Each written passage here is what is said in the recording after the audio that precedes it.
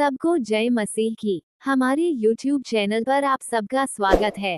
प्रिय भाई और बहनों को, अगर आप हमारे चैनल पर नए हैं तो वीडियो को लाइक, शेयर और सब्सक्राइब जरूर करें। शाऊल का हृदय परिवर्तन। प्रेरितों 9:1-31। शाऊल, जो अब तक प्रभु के चेलों को धमकाने और घात करने की धुन में था, महायाजक के पास गया और उससे दमिश्क के आराधनालयों के नाम पर इस अभिप्राय की चिट्ठियां मांगी कि क्या पुरुष क्या स्त्री, जिन्हें वह इस पंथ पर पाए, उन्हें बांधकर यरूशलेम ले आए। परंतु चलते चलते जब वह दमिश्क के निकट पहुंचा, तो एकाएक आकाश से उसके चारों ओर ज्योति चमकी और वह भूमि पर गिर पड़ा और यह शब्द सुना, हे शाऊल, तू मुझे क्यों सताता है? उसने पूछा, हे प्रभु, तू कौन है? उसने कहा, मैं यीशु हूँ, जिसे तू सताता है। परंतु अब उठकर नगर में जा, और जो तुझे करना है वह तुझसे कहा जाएगा। जो मनुष्य उसके साथ थे, वे अवाक रह गए, क्योंकि शब्द तो सुनते थे परंतु किसी को देखते न थे। तब शाऊल भूमि पर से उठा, परंतु जब आंखें खोली तो उसे कुछ दिखाई न दिया, और वे उसका हाथ पकड़ के दमिश्क में ले गए। वह 3 दिन तक न देख सका, और न खाया और न पिया। दमिश्क में हनन्याह नामक एक चेला था, उससे प्रभु ने दर्शन में कहा, हे हनन्याह।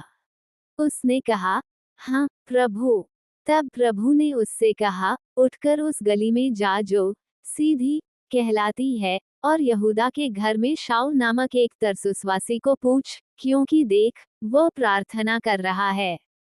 और उसने हनन्याह नामक एक पुरुष को भीतर आते और अपने ऊपर हाथ रखते देखा है, ताकि फिर से दृष्टि पाए।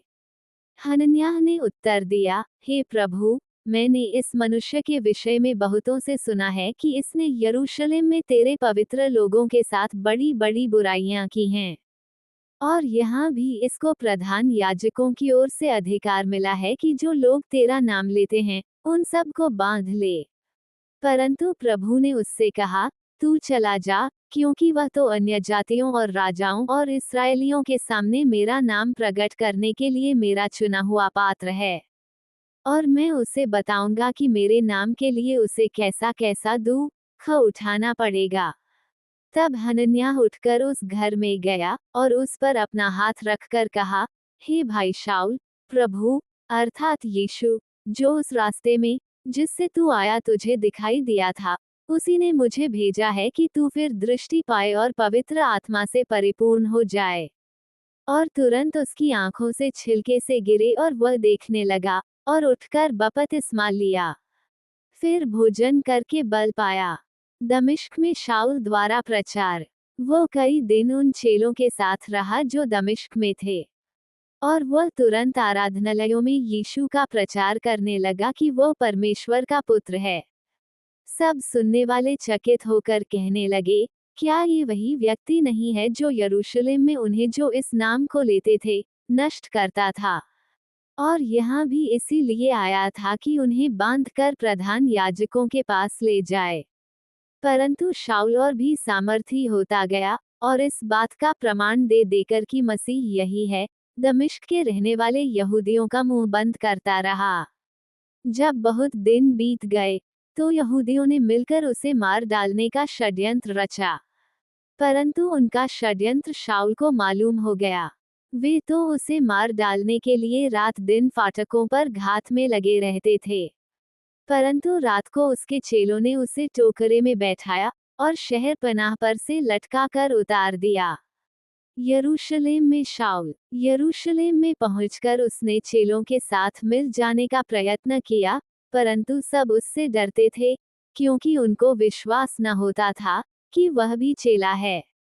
परंतु बरनबास ने उसे अपने साथ प्रेरितों के पास ले जाकर उनको बताया कि इसने किस रीति से मार्ग में प्रभु को देखा, और उसने इससे बातें की।